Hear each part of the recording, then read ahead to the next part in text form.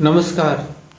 भारत में बाजारवाद के प्रवेश के कुछ वर्ष पूर्व की ही तो बात है, जब भारतवर्ष में सक्षम परिवारों के सामाजिक हैसियत यानी स्टेटस सिंबल दिखाने का पैमाना उनके दरवाजे पर कितनी गाय व उनकी संतति खड़ी है से तय होता था।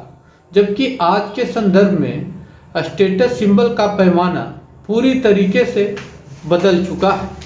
आज आपकी घरों पर कितनी कारें व कितने मोटरसाइकिलें खड़ी है, उससे पैमाना को मापा जा रहा है। गायें पहले भी कट रही थी और गौसेवक दल पहले भी थे, लेकिन तब गाय कोई राजनीतिक पशु नहीं हुआ करती थी। इसलिए भारतवर्ष के अधिकांश घरों में गोपालन किया जाता था और गायों की उपयोगिता से ही लोग उनमें देवत्व के भाव देखा करते थे, क्योंकि जो कृषि आधारित यहाँ की व्यवस्था थी, उस कृषि आधारित व्यवस्था को चलाने में गाय का ही तो स्थान था। गाय के बछड़े जहाँ बैलगाड़ियाँ खींचते, धरती से रस निकालते, जल निकालते, कोल्हू में तेल पेरने का कार्य करते, इन सारे कामों में गाय का तो ही योगदान था। साथ में ही जो आज हजारों वर्ष तक भारत की मिट्टी उपजाऊ है, इसकी उर्वरकता वर्षों तक बढ़ाए रखने का कार्य भी तो गाय के द्वारा उत्पादित गोबर ने ही तो किया है।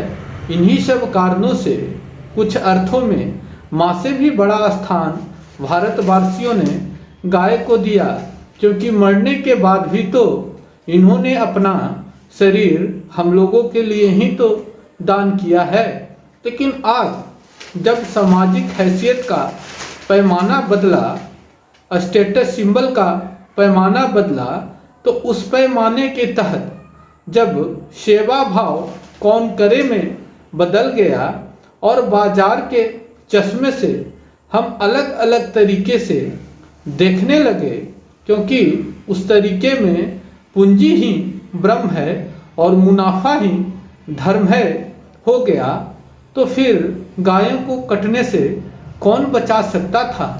तब दूध देने वाली गायों के लिए अलग नज़रिया और दूध नहीं देने वाली गायों के लिए अलग नज़रिया का भाव हमारे मन में आया, और फिर जिसने दूध नहीं दिया उनको कसाई के घरों में भी तो हम सबों ने ही पहुँचाया। इस कारण से जो देश गो आधारित कृषि पर आधारित था, उस देश में दिनों दिन गायों की संख्या कम होने लगी।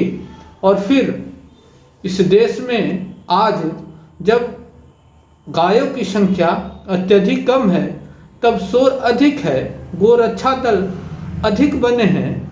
आज गाय नज़र आ रही है तो केवल भाषणों में, मंदिर के लाउड स्पीकर में, अखबार के चर्चाओं में। तो जब तक हम इस देश में नागरिकों का नज़रिया नहीं बदलेगा, जब तक इस देश में स्टेटस सिंबल का प्रतीक गाय पाला जाना नहीं होगा, तब तक हम गोरक्षा की बात नहीं कर सकते हैं। नमस्कार।